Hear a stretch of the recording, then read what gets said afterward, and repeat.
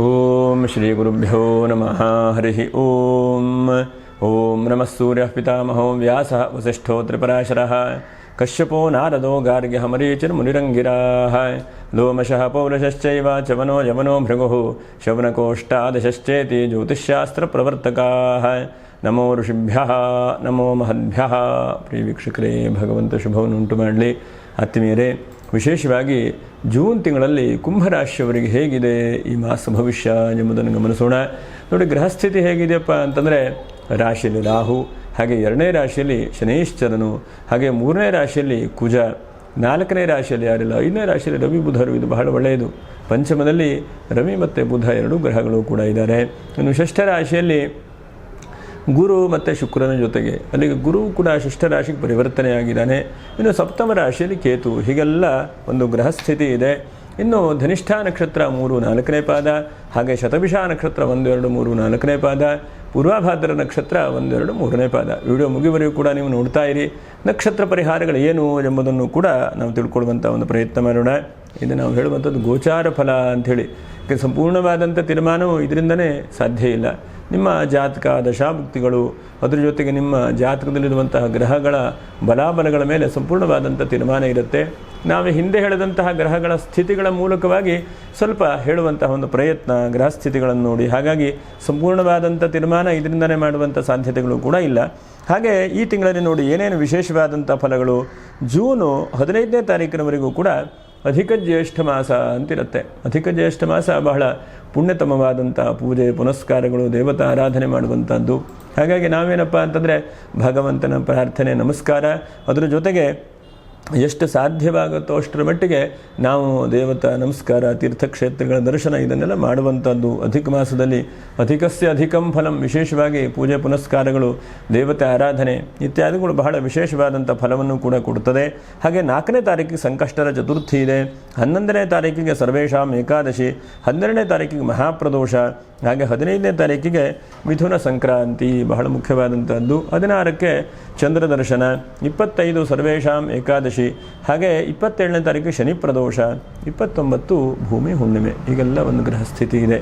ನೋಡಿ, ಈ ಕುಂಭರಾಶಿಯವರಿಗೆ ಒಂದು ಹಂತಕ್ಕೆ ಯಾಕೋ ಸ್ವಲ್ಪ ಶನಿ ನಡೀತಾ ಇರೋದ್ರಿಂದ ಎಲ್ಲ ಜಟಿಲವಾದಂತಹ ಪರಿಸ್ಥಿತಿ, ಸಮಸ್ಯೆಗಳು ಎಲ್ಲ ಒಂದು ಒಳ್ಳೆಯದಾಗತ್ತೆ ಅಂದ್ಕೊಳ್ತಾ ಇರ್ತೀರಿ. ಆದರೆ ಯಾವುದೋ ಒಂಥರ ಕಿರಿಕಿರಿ, ಸಮಸ್ಯೆಗಳು, ಒತ್ತಡಗಳು ಹೀಗೆ ಪುನಃ ಒದ್ದಾಡ್ತಾ ಇದ್ದೀರಿ ಅಲ್ವಾ? ಯಾಕಂದರೆ ಶನಿ ಬಂದ ಮೇಲೆ ಭಾಳಷ್ಟು ಅಲ್ಲಾಡ್ತಾ ಇದ್ದೀರಿ ನೀವು. ಒಂದು ಹಣಕಾಸು ಇರಬಹುದು, ಮತ್ತು ಕೌಟುಂಬಿಕವಾದಂಥ ವ್ಯವಸ್ಥೆ ಇರಬಹುದು, ಅಥವಾ ಇನ್ನೊಬ್ಬರಿಗೆ ಏನೋ ಒಂದು ಸಹಾಯ ಸಹಕಾರ ಮಾಡಬೇಕು ಹೇಳುವಂಥ ವ್ಯವಸ್ಥೆ ಇರಬಹುದು. ಹೀಗೆ ಎಲ್ಲ ಥರದಲ್ಲೂ ಕೂಡ ಬಹಳ ಒದ್ದಾಟ, ಬಹಳ ಚಿಂತೆ, ಬಹಳ ಆತಂಕಗಳೇ ಆಗ್ತಾ ಇದೆ ನಿಮಗೆ ಅಲ್ವಾ?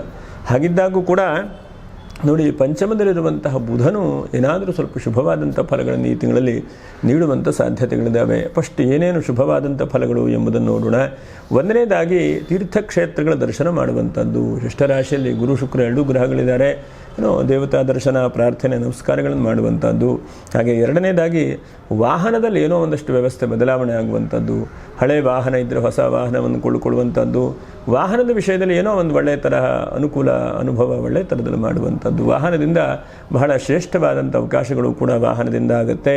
ಹಾಗೆ 3ನೇದಾಗಿ ಬಹಳ ಮುಖ್ಯವಾಗಿ ವಿದ್ಯಾಭ್ಯಾಸ ಮಾಡ್ತಾ ಇರುವಂಥ ಮಕ್ಕಳಿಗೆ ಹೆಚ್ಚಿನದಾದಂಥ ಅವಕಾಶಗಳು, ಏಕಾಗ್ರತೆ ಬರುತ್ತೆ, ಚೆನ್ನಾಗಿ ಓದಬೇಕು ಅನಿಸುತ್ತೆ. ನೀವು ಓದುವಂಥ ವಿಷಯದಲ್ಲಿ ಭಾಳ ಹೆಚ್ಚಿನದಾದಂಥ ಅವಕಾಶಗಳು ಕೂಡ ಆಗುತ್ತೆ. ಸ್ಕೂಲು ಕಾಲೇಜ್ ಯಾರ್ಯಾರು ನಡೆಸ್ತಾ ಇದ್ದಾರೋ ಅಂಥವ್ರಿಗೆ ಕೂಡ ಹೆಚ್ಚಿನದಾದಂತಹ ಅವಕಾಶಗಳು, ಮತ್ತು ನಿಮಗೆ ಏನೇನು ಮನಸ್ಸಿನ ಇಷ್ಟಾರ್ಥಗಳಿದೆಯೋ ಅವೆಲ್ಲ ನೆರವೇರಿಸುತ್ತೆ. ಮತ್ತು ಟೀಚಿಂಗ್ ಪ್ರೊಫೆಷನ್ ಇರುವಂಥವರಿಗೂ ಕೂಡ ಬಹಳ ಸನ್ಮಾನಗಳು, ಅಧಿಕವಾದಂಥ ಅವಕಾಶಗಳು ಕೂಡ ಸಿಗುತ್ತೆ ಬಹಳ ಮುಖ್ಯವಾಗಿ. ಮತ್ತು ಈಶ್ವರನ ಆರಾಧನೆ, ಈಶ್ವರ ದೇವಸ್ಥಾನ ಅರ್ಚಕರು ಇರಬಹುದು, ಅಥವಾ ಈಶ್ವರ ದೇವಸ್ಥಾನಕ್ಕೆ ನೀವು ಮುಕ್ತೇಸರರು, ದೇವಸ್ಥಾನ ಟ್ರಸ್ಟಿಗಳಿರಬಹುದು. ನಿಮಗೆಲ್ಲ ಹೆಚ್ಚಿನದಾದಂಥ ಅವಕಾಶಗಳು. ಆ ಈಶ್ವರಾನುಗ್ರಹದಿಂದ ನಿಮ್ಮ ವೈಯಕ್ತಿಕವಾದಂಥ ಜೀವನದಲ್ಲೂ ಕೂಡ ಬಹಳಷ್ಟು ಬದಲಾವಣೆಗಳಾಗುತ್ತೆ. ಇದು ಬಹಳದಲ್ವ? ಯಾಕಂದರೆ ಎಷ್ಟೋ ಸಲ ನಾವು ನೋಡ್ತಾ ಇರ್ತೇವೆ, ನಾವು ದೇವಸ್ಥಾನದಲ್ಲಿ ದೇವತಾ ಆರಾಧನೆ ಮಾಡ್ತಾ ಇರ್ತೇವೆ, ಆದರೆ ನಮ್ಮ ಕಷ್ಟ ಪುನಃ ಇರುತ್ತೆ. ಆ ದೇವರು ನಮ್ಮ ಕಡೆಗೂ ಕೂಡ ಮುಖವನ್ನು ನೋಡಬೇಕಲ್ವ? ಹಾಗಾಗಿ ನಮ್ಮ ಕಡೆಗೂ ಕೂಡ ಅವನು ಮುಖವನ್ನು ನೋಡಿ ನಮಗೆ ಅನುಗ್ರಹ ಮಾಡ್ತಾನೆ ಪರಮಾತ್ಮ. ಯಾಕಂದರೆ ರಾಶಿಯಲ್ಲಿರುವಂತಹ ರಾಹು, ಪಂಚಮದಲ್ಲಿರುವಂತಹ ಬುಧಾದಿತ್ಯ ಯೋಗ ಅಂತಲೂ ಕೂಡ ಹೇಳ್ತೇವೆ. ಹಾಗಾಗಿ ಬುಧಾದಿತ್ಯ ಯೋಗವು ಅರ್ಕಶಂಭುರುದಾಹರೆಯೇ ಎಂಬುದಾಗಿ ಹೇಳ್ತೇವೆ. ಈಶ್ವರ ಅನುಗ್ರಹದಿಂದ ಬಹಳ ಒಳ್ಳೆಯದಾಗುತ್ತೆ. ಹಾಗಾಗಿ ಶಿವನ ಈ ತಿಂಗಳಲ್ಲಿ ಬಹಳಷ್ಟು ಪೂಜೆ ಮಾಡಬೇಕು. ಯಾಕಂದರೆ 7.5 ಶನಿ ಬಂದರೆ ವಿಶೇಷವಾಗಿ ಹೇಳ್ತಾರೆ, ಶನೇಶ್ವರನ ಆರಾಧನೆ ಮಾಡಿ ಅಥವಾ ಈಶ್ವರನ ದೇವಸ್ಥಾನಕ್ಕೆ ಹೋಗಿ ರುದ್ರಾಭಿಷೇಕ ಮಾಡಿ ಅಂತೆಲ್ಲ ಹೇಳ್ತಾರೆ. ಹಾಗಾಗಿ ಈಶ್ವರಾನುಗ್ರಹದಿಂದ ನೀವು ಬಹಳ ವಿಶೇಷವಾದಂಥ ಫಲ ಹೇಳುವಂಥದ್ದು ಪ್ರಾಪ್ತಿಯಾಗ್ತದೆ. ಮನಸ್ಸಿಗೂ ಕೂಡ ಒಂದು ಸಮಾಧಾನ ಹೇಳುವಂಥದ್ದು ಬರುತ್ತೆ. ಮತ್ತು ಕಬ್ಬಿಣದ ವ್ಯವಹಾರ ಮಾಡೋರಿಗೆ ಹೆಚ್ಚಿನದಾದಂಥ ಲಾಭಾಂಶಗಳು. ಕೃಷಿಕರಿಗೂ ಕೂಡ ಈ ತಿಂಗಳಲ್ಲಿ ಏನೋ ಒಂದು ಕಡೆಗೆ ಸಮಾಧಾನ, ಅನುಕೂಲ. ಮತ್ತು ನೀರಿನಲ್ಲಿ ಕೃಷಿಕರು ಎಷ್ಟೋ ಸಲ ನೀರಿಲ್ಲ, ಹಾಗೆ ತೊಂದರೆ ಹೀಗೆ ತೊಂದರೆ ಅಂತ ಅಂದ್ಕೊಳ್ತಾ ಇರ್ತೀರಿ. ಮಾರ್ಕೆಟಿಗೆಲ್ಲ ವಸ್ತುಗಳನ್ನು ಕೂಡ ಹಾಕಿದ್ದೇವೆ, ಅದರದೆಲ್ಲ ಸರಿಯಾದಂಥ ಬೆಲೆ ಬರ್ತಾ ಇಲ್ಲ, ಸರಿಯಾದಂತಹ ಅವಕಾಶಗಳೇ ಇಲ್ಲ ಹೇಳುವಂಥ ಮನಸ್ಥಿತಿ ಇರುತ್ತೆ. ಅದನ್ನೆಲ್ಲವನ್ನು ಕೂಡ ಒಂದು ಹಂತಕ್ಕೆ ದೂರ ಆಗುವಂಥದ್ದು, ಒಂದು ಹಂತಕ್ಕೆ ಆ ಭಗವಂತನ ಅನುಗ್ರಹದಿಂದ ಸ್ವಲ್ಪ ಎಲ್ಲೋ ಒಂದು ಕಡೆಗೆ ಸಮಾಧಾನ, ಅನುಕೂಲ, ವ್ಯವಸ್ಥೆಗಳು ಬರುವಂಥದ್ದು ಇದೆಲ್ಲ ಭಗವಂತನ ಅನುಗ್ರಹದಿಂದ ಆಗ್ತದೆ. ಯಾಕಂದರೆ ಮನುಷ್ಯನ ಪ್ರಯತ್ನಕ್ಕೆ ಪರಮಾತ್ಮನ ಅನುಗ್ರಹ ಇದ್ದಾಗ ಬಹಳ ಮುಖ್ಯವಾದಂಥದ್ದಾಗುತ್ತೆ. ಮತ್ತು ರಾಜಕೀಯ ವ್ಯಕ್ತಿಗಳಿಗೂ ಕೂಡ ಎಲ್ಲೋ ಒಂದು ಕಡೆಗೆ ಸಮಾಧಾನ, ತೃಪ್ತಿ, ಮತ್ತು ನಿಮ್ಮ ಅಧಿಕಾರ ಇನ್ನೂ ಗಟ್ಟಿ ಆಗುವ ಹಾಗಾಗುತ್ತೆ. ಅಂದರೆ ರವಿ ರಾಶಿಯಲ್ಲಿ ಪಂಚಮದಲ್ಲಿದ್ದಾನೆ ನೋಡಿ, ಬುಧನ ರಾಶಿಯಲ್ಲಿ. ಹಾಗಾಗಿ ನಿಮಗೆ ಹೆಚ್ಚಿನದಾದಂಥ ಅವಕಾಶಗಳನ್ನು ಕೂಡ ಭಗವಂತ ನೀಡ್ತಾನೆ. ಹೀಗೆ ಒಂದು ಹಂತಕ್ಕೆ ಹೆಚ್ಚಿನದಾದಂಥ ಅವಕಾಶಗಳು ಆಯಿತು. ಇನ್ನು ಯಾವ್ಯಾವ ವಿಷಯದಲ್ಲಿ ಜಾಗ್ರತೆ ವಹಿಸ್ಕೊಳ್ಬೇಕು ಎಂಬುದನ್ನು ಗಮನಿಸ್ತಾ ಹೋದರೆ ನೋಡಿ, ಒಂದನೇದಾಗಿ ಬಹಳ ಮುಖ್ಯವಾಗಿ ಗಮನಿಸುವಂಥದ್ದು, ಗುರು ಷಷ್ಠರಾಶಿಗೆ ಹೋಗಿದ್ದಾನೆ. ಹಣಕಾಸಿನಲ್ಲಿ ಸ್ವಲ್ಪ ಲೆಕ್ಕಾಚಾರ ಇಟ್ಕೊಳ್ಳಿ. ಯಾಕಂದರೆ ಹಣಕಾಸಿನಲ್ಲಿ ಉದ್ಯೋಗದಲ್ಲಿ ಸ್ವಲ್ಪ ಕಳೆದು ಹೋಗುವಂಥದ್ದು, ಉದ್ಯೋಗ ಚೆನ್ನಾಗಿ ಆಗ್ತದೆ ಅಂದ್ಕೊಂಡ್ರೆ ಪ್ರಮೋಷನ್ ತಗೊಂಡು ಮೇಲಕ್ಕೆ ಹೋಗ್ತೇನೆ ಅಂತಂದರೆ ಅದು ಸ್ವಲ್ಪ ಕಷ್ಟ ಆಗುವಂಥದ್ದು. ಅಥವಾ ಈ ಕೆಲಸ ಬಿಟ್ಟು ಬೇರೆದಕ್ಕೆ ಹೋಗೋಣ ಅಂತಂದರೆ ಅಲ್ಲೂ ಕೆಲಸ ಇಲ್ಲ, ಎಲ್ಲೂ ಕೆಲಸ ಇಲ್ಲ ಆಗುವಂಥದ್ದು. ಹಾಗಾಗಿ ಸ್ವಲ್ಪ ನೀವು ಉದ್ಯೋಗದ ವಿಷಯದಲ್ಲಿ ಸ್ವಲ್ಪ ಒಂಚೂರು ಜಾಗ್ರತೆ ವಹಿಸ್ಕೊಳ್ಳಿ. ಈ ತಿಂಗಳಲ್ಲಿ ಸ್ವಲ್ಪ ಕೆಲಸ ಬಿಡೋದು ಬೇಡ ಅನಿಸುತ್ತೆ. ಯಾಕಂದರೆ ಬಿಟ್ಟರೆ ಮತ್ತೆ ಇನ್ನೂ ಸಮಸ್ಯೆ ಆಗಿಬಿಡುವಂಥ ಸಾಧ್ಯತೆಗಳಿದೆ. ಹಾಗೆ ವಿವಾಹಾದಿ ಮಂಗಲ ಕಾರ್ಯಕ್ಕೆ ಸ್ವಲ್ಪ ಸಪೋರ್ಟ್ ಸಿಗುವಂಗಿಲ್ಲ. ಯಾಕಂದರೆ 12ನೇ ರಾಶಿಗೆ ಗುರು ಶುಕ್ರರ ದೃಷ್ಟಿ ಇದೆ. ಹಾಗಾಗಿ ಸ್ವಲ್ಪ ಪ್ರಯತ್ನ ಏನೋ ಮಾಡಬೇಕೇ ಬಿಟ್ಟರೆ ಆ ಪ್ರಯತ್ನ ಎಷ್ಟರ ಮಟ್ಟಿಗೆ ಸಫಲ ಆಗುತ್ತೋ ಗೊತ್ತಿಲ್ಲ. ಹಾಗೆ 4ನೇದಾಗಿ ಬಹಳ ಮುಖ್ಯವಾಗಿ ಕಾನೂನಿನ ಏನಾದರೂ ಸಮಸ್ಯೆಗಳು ಬಂದರೆ ದಿಢೀರ್ನೇ ತೀರ್ಮಾನ ಮಾಡಿಕೊಳ್ಳುವಂಥದ್ದು ಬೇಡ. ಸ್ವಲ್ಪ ಟೈಮ್ ತೆಗೆದುಕೊಂಡು ನೋಡೋಣ ಏನಾಗುತ್ತೆ. 4 ಜನರನ್ನು ಕೇಳಿ ಆ ವಿಷಯದಲ್ಲಿ ತಿಳುವಳಿಕೆ ಇರುವಂಥ ವ್ಯಕ್ತಿಗಳನ್ನು ಸಂಪರ್ಕ ಮಾಡಿ. ಹಾಗೆ ಈ ಗುರುವಿನ ಪರಿವರ್ತನೆಯಿಂದ ಏನಾದರೂ ನಿಮಗೆ ಸ್ವಲ್ಪ ಲಾಭಾಂಶಗಳು, ಒಳ್ಳೆ ಥರದಲ್ಲಿ ಏನಾದರೂ ಅನುಕೂಲಗಳಾಗತ್ತಾ ಅಂತ ಗಮನಿಸ್ತಾ ಹೋದರೆ ನೋಡಿ, ಷಷ್ಠ ಸ್ಥಾನಕ್ಕೆ ಗುರು ಶುಕ್ರರ ಯೋಗವು ಕೂಡ ಷಷ್ಠ ಸ್ಥಾನಕ್ಕಾಗತ್ತೆ. ಹಾಗಾಗಿ ಒಂದು ಹಂತಕ್ಕೆ ಆಂತರಿಕವಾದಂಥ ಶತ್ರುಗಳು, ಬಾಹ್ಯವಾದಂಥ ಶತ್ರುಗಳು ಎರಡೂ ಥರದಲ್ಲೂ ನಾವು ಚಿಂತನೆ ಮಾಡಬಹುದು. ಅದು ಗುರು ಕೂಡ ನಿಮಗೆ ಉಚ್ಚ ರಾಶಿಯಲ್ಲಿ ಷಷ್ಠರಾಶಿ ಆಗುತ್ತೆ. ಹಾಗಾಗಿ ಒಂದಂತಕ್ಕೆ ಶತ್ರುಗಳ ಸಂಬಂಧವಾದಂತಹ ದೋಷಗಳೆಲ್ಲ ಪರಿಹಾರ ಆಗ್ಬೋದು. ಒಂದನೇದಾಗಿ ಆಲಸ್ಯಮೇ ಮನುಷ್ಯಾಣ, ಆಲಸ್ಯವೇ ಮೊದಲ ನಮಗೆ ಶತ್ರುಗಳಲ್ವ. ಹಾಗಾಗಿ ಆಲಸ್ಯಗಳು ಸ್ವಲ್ಪ ದೂರತನ ಆಗುವಂಥದ್ದು. ಹಾಗೆ ಎರಡನೇದಾಗಿ ಯಾವುದೋ ಒಂದು ಉದ್ಯೋಗದಲ್ಲಿ ಬಹಳಷ್ಟು ಕಿರಿಕಿರಿ ಆಗ್ತಾ ಇದ್ದರೆ, ಸಮಸ್ಯೆ ಆಗ್ತಾ ಇದ್ದರೆ ಅದು ಸ್ವಲ್ಪ ದಾರಿಗಳಾಗುವಂಥ ಸಾಧ್ಯತೆಗಳು. ಹಾಗೆ ಮೂರನೇದಾಗಿ ಸ್ವಲ್ಪ ರೋಗ ರುಜಿನಗಳು ಕೂಡ 6ನೇ ಭಾವ ಹೇಳುತ್ತೆ. ಹಾಗಾಗಿ ಸಣ್ಣ ಪುಟ್ಟ ಚರ್ಮದ ಕಾಯಿಲೆ ಇರಬಹುದು, ಅಥವಾ ಜೀರ್ಣಕ್ರಿಯೆಯಲ್ಲಿ ತೊಂದರೆ ಇರಬಹುದು, ಅಥವಾ ಬಹಳ ಚೆನ್ನಾಗಿದೆ ಸ್ವಲ್ಪ ಬಹಳ ತಲೆನೋವು ಬರುತ್ತೆ ಹೇಳುವಂಥ ಪರಿಸ್ಥಿತಿ ಇರಬಹುದು. ಹಾಗಾಗಿ ಇದೆಲ್ಲ ಸ್ವಲ್ಪ ದೂರ ಆಗುವಂಥ ಸಾಧ್ಯತೆಗಳು.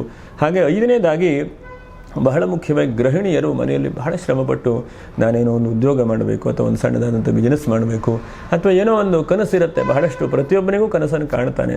ಆದರೆ ಗೃಹಿಣಿಯರಿಗೆ ವಿಶೇಷವಾಗಿ ಹೆಚ್ಚಿನದಾದಂಥ ಸೌಲಭ್ಯಗಳನ್ನು ಕೂಡ ಶುಕ್ರ ಕೊಡ್ತಾನೆ. ಗುರು ಜೊತೆಗಿರುವಾಗ ಏನೋ ನೀವು ಸಣ್ಣ ಕೆಲಸ ಮಾಡಿದ್ರೂ ಕೂಡ ಅದು ಬಹಳಷ್ಟು ಜನ ಹೊಗಳುತ್ತಾರೆ, ಅಥವಾ ಜನಕ್ಕೆ ಅದು ಉಪಯೋಗವಾಗುತ್ತೆ. ಯಾಕಂದರೆ ಯಾವುದೋ ಒಂದು ನೀವು ಈ ಹಿಂದೆ ಯಾರೊಬ್ಬರಿಗೆ ಹೇಳಿದಂಥ ಹೂಡಿಕೆಯು ಕೂಡ ಬಹಳ ಒಳ್ಳೆಯ ರೀತಿಯಲ್ಲಿ ಆಗುತ್ತೆ. ಹಾಗೆ ಜನಕ್ಕೆ ಒಳ್ಳೆಯದು ಅಂತ ಏನಿರುತ್ತೋ ಅದು ಗೃಹಿಣಿಯರ ಮೂಲಕವಾಗಿ ಬಹಳ ಒಳ್ಳೆಯದಾಗುತ್ತೆ, ಸ್ತ್ರೀಯರ ಮೂಲಕವಾಗಿ ಬಹಳ ಒಳ್ಳೆಯದಾಗುತ್ತೆ. ಹಾಗಾಗಿ ಈ ತಿಂಗಳಲ್ಲಿ ಗೃಹಿಣಿಯರಿಗೆ ಸ್ವಲ್ಪ ಸಮಾಧಾನ ವ್ಯವಸ್ಥೆಗಳು ಕೂಡ ಬರುವಂಥ ಸಾಧ್ಯತೆಗಳು, ಮತ್ತು ಸ್ವಲ್ಪ ತೀರ್ಥಯಾತ್ರೆಗಳ ಕಡೆಗೆ ಸ್ವಲ್ಪ ಜಾಸ್ತಿ ಹೋಗುವಂಥ ಪ್ರಯತ್ನಗಳು, ಮತ್ತು ಹಿಂದೆ ಯಾರ್ಯಾರಿಗೆ ನೀವು ಸಹಾಯ ಸಹಕಾರ ಉಪಕಾರ ಮಾಡಿದಿರೋ ಅಂತಹ ಎಲ್ಲ ವ್ಯಕ್ತಿಗಳು ಕೂಡ ನಿಮಗೆ ಸಪೋರ್ಟನ್ನು, ಪೂರಕವಾದಂಥ ಅನುಕೂಲಗಳನ್ನು ಕೂಡ ನೀವು ಮಾಡಿಕೊಡ್ತಾರೆ. ಎಷ್ಟೋ ಸಲ ನಾವು ಅಂದ್ಕೊಳ್ತಾ ಇರ್ತೇವೆ ಯಾರೂ ನಮಗೆ ಸಪೋರ್ಟ್ ಮಾಡೋದಿಲ್ಲ, ಯಾರೂ ನಮ್ಗೆ ಹೆಲ್ಪ್ ಮಾಡೋದಿಲ್ಲ ಅಂಥೇಳಿ. ಆದರೆ ಆ ದೈವಾನುಗ್ರಹದಿಂದ ನೀವು ಸಪೋರ್ಟು ಮಾಡ್ತಾರೆ, ಅನುಕೂಲತೆಗಳು ಕೂಡ ಆಗುವ ಹಾಗೆ ಭಗವಂತ ಅನುಗ್ರಹಿಸ್ತಾನೆ. ಒಟ್ಟಿನಲ್ಲಿ ಒಂದು ಈ ತಿಂಗಳಲ್ಲಿ ಎಲ್ಲ ರೀತಿಯಾದಂಥ ಅವಕಾಶಗಳನ್ನು ಕೂಡ ಭಗವಂತ ನೀಡ್ತಾನೆ. ಇನ್ನು ಕೇತುವಿಂದ ನೋಡಿ, ಸಪ್ತಮ ರಾಶಿಯಲ್ಲಿ ಕೇತು ಇದ್ದಾನೆ. ತಂದೆಯವರ ವಿಷಯದಲ್ಲಿ ಸ್ವಲ್ಪ ಜಾಗ್ರತೆ ವಹಿಸ್ಕೊಳ್ಳಿ, ಅಥವಾ ಹಿರಿಯರ ವಿಷಯದಲ್ಲಿ ಸ್ವಲ್ಪ ಜಾಗ್ರತೆ ವಹಿಸ್ಕೊಳ್ಳಿ. ಮತ್ತು ಸ್ವಲ್ಪ ಪರಿವರ್ತನೆ ಕಡೆಗೆ ನೀವು ಹೋಗುವಂಥ ಪ್ರಯತ್ನ ಮಾಡಬೇಕು. ಯಾಕಂದರೆ ಈ ತಿಂಗಳಲ್ಲಿ ಒಂದು 5 ವಿಷಯವನ್ನು ನೀವು ದೃಢವಾಗಿ ಇಟ್ಕೊಳ್ಬೇಕು. ಒಂದನೇದಾಗಿ ಭಗವಂತನನ್ನು ಪ್ರಾರ್ಥನೆ ಮಾಡೋ ಪ್ರತಿನಿತ್ಯವೂ ಇವತ್ತು ನನ್ನ ಶುಭವಾಗಲಿ ಅಂತಲೇ ಅಂದ್ಕೊಳ್ತಾ ಇರಬೇಕು. ಯಾಕಂದರೆ ತಥಾಸ್ತು ಹೇಳುವಂಥ ದೇವತೆಗಳು ನಮಗೆ ಯಾವಾಗ ಕೂಡ ಒಳ್ಳೆಯದಾಗಲಿ ಅಂತ ಹೇಳ್ತಾ ಇರ್ತಾರೆ. ಹಾಗಾಗಿ ನಮಗೆ ಸ್ವಲ್ಪ ಗ್ರಹಸ್ಥಿತಿ ಸ್ವಲ್ಪ ಕಷ್ಟ ಅಥವಾ ಸಮಸ್ಯೆಗಳಿದ್ದಾವೆ. ಆದರೂ ಕೂಡ ನಾವು ಭಗವಂತನನ್ನು ಪ್ರಾರ್ಥನೆ ಮಾಡ್ತಾ ಭಗವಂತನ ಮೇಲೆ ದೃಢವಾದಂಥ ಭಕ್ತಿಯನ್ನು ಇಟ್ಕೊಂಡು ಏನಿದ್ರು ಭಗವಂತ ನೀನು ಪ್ರಸಾದ, ಏನು ನನಗೆ ಅನುಗ್ರಹ ಮಾಡಿಸ್ತೇವೆ ಅಂಥೇಳಿ ಇವತ್ತು ನನಗೆ ಒಳ್ಳೆಯದೇ ಮಾಡ್ತಾನೆ ಹೇಳುವಂಥ ಭಾವನೆಯನ್ನು ಇಟ್ಕೊಂಡು ಪ್ರತಿನಿತ್ಯವೂ ಕೂಡ ನಾವು ಎಲ್ಲ ಕೆಲಸಗಳನ್ನು ಶುರು ಮಾಡುವಂಥದ್ದು. ಮತ್ತು ಎರಡನೇದಾಗಿ ಬಹಳ ಮುಖ್ಯವಾಗಿ ಹಾರ್ಡ್ ವರ್ಕ್ ಅಂತ ಹೇಳ್ತಾರಲ್ಲ, ಹಾರ್ಡ್ ವರ್ಕನ್ನು ಬಿಡಬಾರ್ದು. ಯಾಕಂದರೆ ಕೆಲವೊಂದು ಸಲ ನಮಗೆ ಕಷ್ಟ ಇರಲಿ ಸುಖ ಇರಲಿ ಹೇಗಿರಲಿ, ನಮ್ಮ ಕೆಲಸವನ್ನು ನಾವು ಕೆಲಸವನ್ನು ಪ್ರೀತಿ ಮಾಡ್ತಾ ಹೋಗಬೇಕು. ಆ ಕೆಲಸವನ್ನು ಪ್ರೀತಿ ಮಾಡ್ತಾ ಹೋದರೆ ಆ ಕೆಲಸವು ಖಂಡಿತವಾಗೂ ನಮ್ಮನ್ನು ಮೇಲೆ ಕರೆಕೊಂಬರುತ್ತೆ.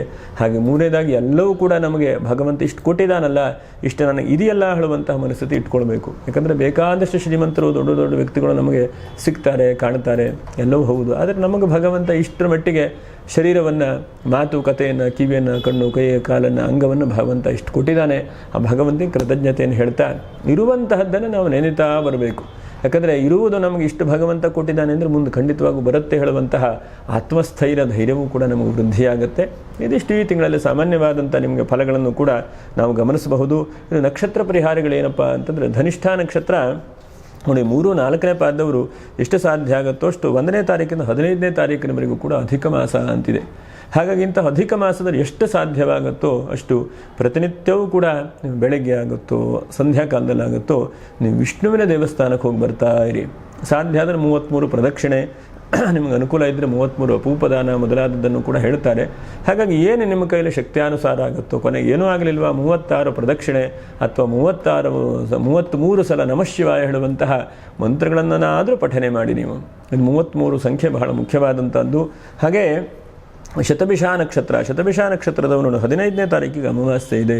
ಇಂಥ ಒಂದು ಶುಭವಾದಂಥ ದಿವಸ, ಅಮಾವಾಸ್ಯೆ ದಿವಸ ಎಷ್ಟು ನಿಮ್ಮ ಕೈಯಲ್ಲಿ ಶಕ್ತಿ ಸಾಧ್ಯ ಆಗುತ್ತೋ ಅಷ್ಟು ಭಗವಂತನ ಮೇಲೆ ಭಾರ ಹಾಕ್ತಾ ಆ ದಿವಸ ಅಖಂಡವಾದಂಥ ದೀಪ ಹಚ್ಚಿ ದೀಪದ ಹತ್ತಿರ ಶಿವಸಹಸ್ರನಾಮ ಅಥವಾ ವಿಷ್ಣು ಸಹಸ್ರನಾಮವನ್ನು ಹೇಳಿ. ಶತಭಿಷ ನಕ್ಷತ್ರದ ಬಹಳ ಜನಕ್ಕೆ ಒಂದು ಹಂತಕ್ಕೆ ಮನಸ್ಸಿಗೆ ಸಮಾಧಾನ ಇಲ್ಲ, ಉದ್ಯೋಗದಲ್ಲಿ ಹಣಕಾಸಲ್ಲಿ ಬಹಳ ಚಿಂತೆ ಮಾಡ್ಕೊಂಡಿದ್ದೀರಿ, ಎಲ್ಲ ಚೆನ್ನಾಗಿರುತ್ತೆ ಅಂದ್ಕೊಳ್ತಾ ಇರ್ತೀರಿ, ಆದರೆ ಹಣಕಾಸಿಗೋ ಅಥವಾ ಬೇರೆ ವ್ಯವಸ್ಥೆಗೋ ಬಹಳ ಆತಂಕ, ಬಹಳ ಅಡ್ಡಿ ಆಗ್ತಾ ಇದೆ. ಹಾಗೆ ಅದೆಲ್ಲ ಪರಿಹಾರ ಮಾಡುವಂಥದ್ದು ಯಾವುದಪ್ಪ ಅಂತಂದರೆ ಆ ದೈವಾನುಗ್ರಹ, ಭಗವಂತನ ಆರಾಧನೆ. ಹಾಗಾಗಿ ನಿಮ್ಗೆ ಎಷ್ಟು ಸಾಧ್ಯ ಆಗುತ್ತೋ ಅಷ್ಟು ನಮಃಶಿವಾಯ ಹೇಳುವಂತಹ ಜಪ ಪ್ರಾರ್ಥನೆ, ನಮಃಶಿವಾಯ ಹೇಳುವಂಥ ಈಶ್ವರ ಆರಾಧನೆ ಬಹಳ ಮುಖ್ಯವಾದಂಥದ್ದು. ಇನ್ನು ಪೂರ್ವಾಭಾದ್ರ ನಕ್ಷತ್ರ 1, 2, 3ನೇ ಪಾದ.